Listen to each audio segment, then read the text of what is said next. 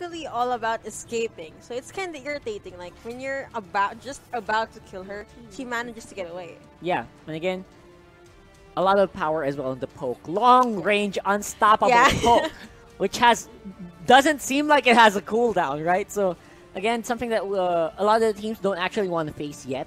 But once they get a hold of it, you saw in the online qualifier, they almost always win. So again, good bans here from SNC. Take out the Claude, take out the Linux, as well as the Alice on the other side. So I guess it's probably Hanabi will probably get picked up. Hopefully, I don't know. Gushin. That's a big problem here. I mean, Hanabi, it's looking like a really good lineup for pickings here for Aether Main. They dedicated the first pick into the Grok. I'm not 100% sure that's a great choice. Grok had like a 70% or 60% win rate on the online qualifier, so maybe not the best pickings so far. But let's see if they can make it work for them. Because again, on the other side, they let go of the also very powerful Selena. You know what? Once Selena picks up, I usually keep an eye on her. So let's see how Haji will perform as Selena. Well, of course, we all know the irritating stun by Selena. Like, you managed to graduate high school, college, you married someone, and when you still look at your mobile, hey, I'm still stunned, right? The never move from Selena. Again, a lot of follow-ups as well after that one. Yep. Kind of equates to just pure kill pressure whenever Selena's on the lane. Of course, on the other side, of course, they're going to get over that Gushin who has been having... Told you. Medium, good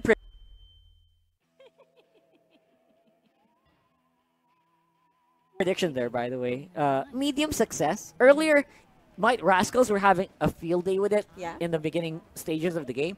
But after a while, it did fall off. But that was a majorly because of this Kaja pick. Kaja pick disabled the Gushin a lot of the possible plays that the Gushin could actually do. And therefore, it will allow... that's why it maybe that's why it failed. So this time around, they're going to be teammates. So, could be good. Could be a happy time here for the Gushin. Not could be good. It's actually interesting, and I'm pretty sure they'll be able to play well. So this is really good. Absolutely. Of course, on the other side, something newer for our taste, Leomond.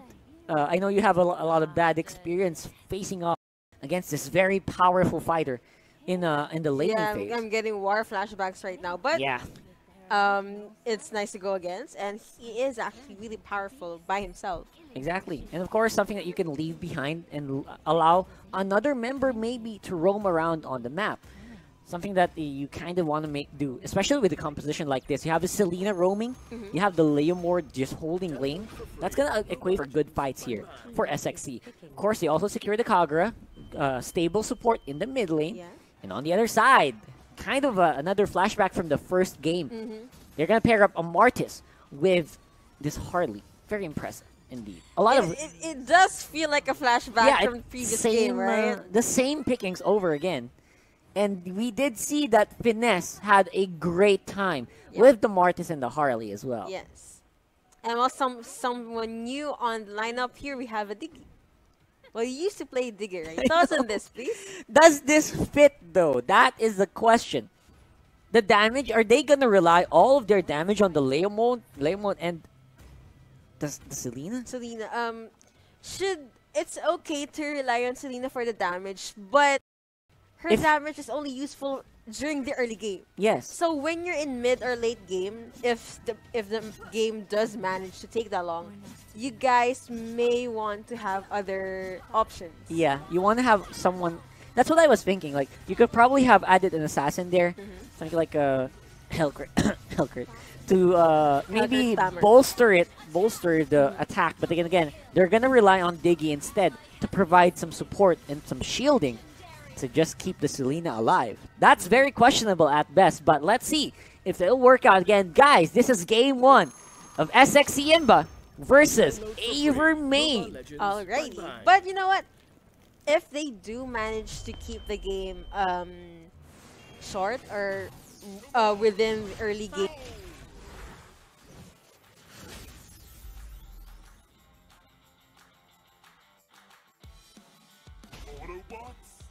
sounds familiar.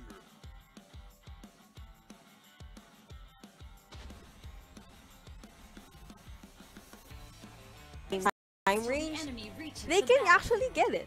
They probably could, right? I mean, a lot of early game pressure is on this team. Of course, let's load up into the Land of Dawn for the initial fight here. Do you have any favorites in terms of composition?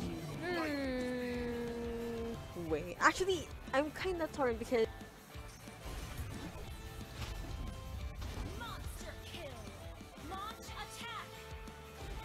yeah, it is. Imba has Selena and a Leomord. Yeah. But Aether Main has a Martis and a Gushin.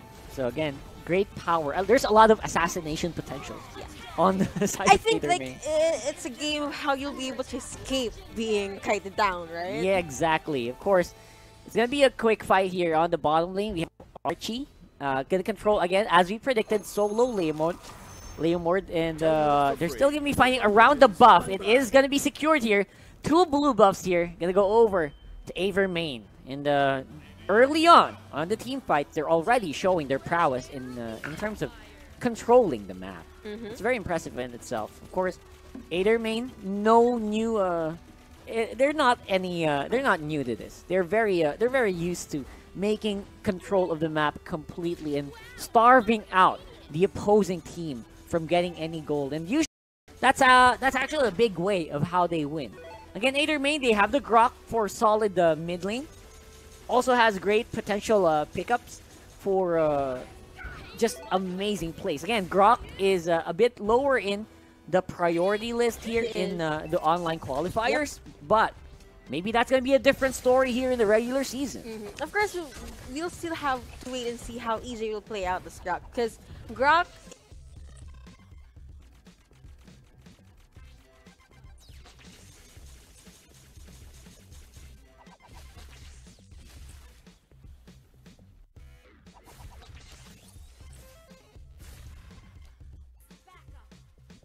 in team fights can be really useful. Yeah, right? like right now, EJ is gonna initiate a team fight, forces Flickers in a lot of skills over to the side of SXC Imba.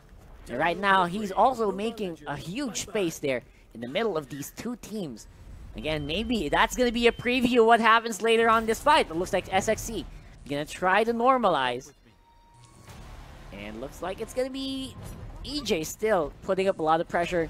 They're trying to secure this turtle. They are, but of course, before they do, they have to make sure that their enemy is oh, what a fast team the fight Grok there. actually got the first blood. A lot of that burst damage here from EJ. Strong zoning potential, and as well as burst from all of that toughness. Again, Aether Main come out with the first blood, and most likely going to be getting the turtle soon. That's enough.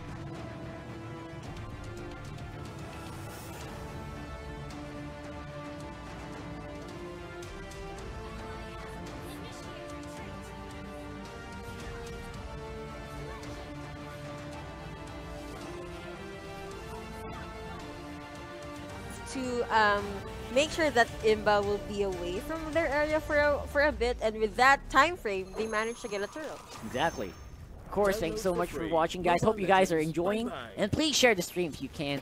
Of course, we're still fighting here in the mid lane.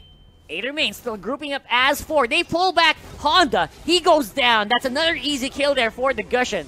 Man, Aether Main's mid lane just having a field day. GE did try to save him right there, but it was probably too late. Too many people on the mid lane. Yeah, just way too much damage here from Aether Main.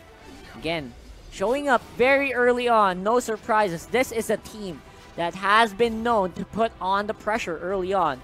And this game 1 for them is no different. Do you think that Aether would wait? Hold that thought again. SXC trying to make a pick. Again, this is a bit difficult with the Diggy. Diggy is more of a, let's say, support for shielding, not so much for engages. Yep. As we were saying. Diggy protects. He does not attack. Diggy full protect, not attack. But anyway, do you think Aether Main should prolong the game because of the Selena? I think so, because right now they are making full use of that. This time around, SXC, as you did mention Selena, they do get a kill. And maybe that's the power here of the Selena. They just maybe have to wait for the Selena to ramp up a lot, get all of the possible gold into Selena's favor. And that's basically the win condition here for SXC Imba. On the bottom lane, though, they're looking for more. Looks like it's going to be a bit of a safe lane here for the Martis. Going back to what you said earlier about Selena, what they could do, though, is try to assassinate Selena first. But if they can't, would be forced to join a game. I really enjoyed it. They had no way to escape. The only thing they could do is fight and kill. In this game, what they could do is try to make sure that Selena is not with her teammates, or she's doing her own thing, and they try to pick off their enemies one by one. Exactly, and again, maybe that's the power of SXC Imba here, the full pick-off. Try not to go on a full 5-on-5 team fight, and maybe you can get away with the win. And as we said earlier, again, Aether Main, though, keeping the pressure up, and they're inviting SXC Imba to go for the team 5v5 team fight. That's a big problem. Well, you know what? Baits, I don't think Aether Main should bait as much because it's still, the damage to Selena is still scary, like I said earlier, right? Unless you can keep Selena under the tower using maybe the wall from EJ, which he's doing right now. Just trying to make sure no one can go for the steal, but definitely gonna try. He does fail, and here comes the incoming team fight. Looks like EJ is still gonna be in the middle of everything. We have everyone else trying to back off. Again, Aether Main, they got the turtle right away. That's a lot of gold coming into their pockets right now, almost 3K in the lead. Of course, Aether Main, they're still looking for targets. Both teams aren't committing much to team fights, probably because they know how much of a loss they will have if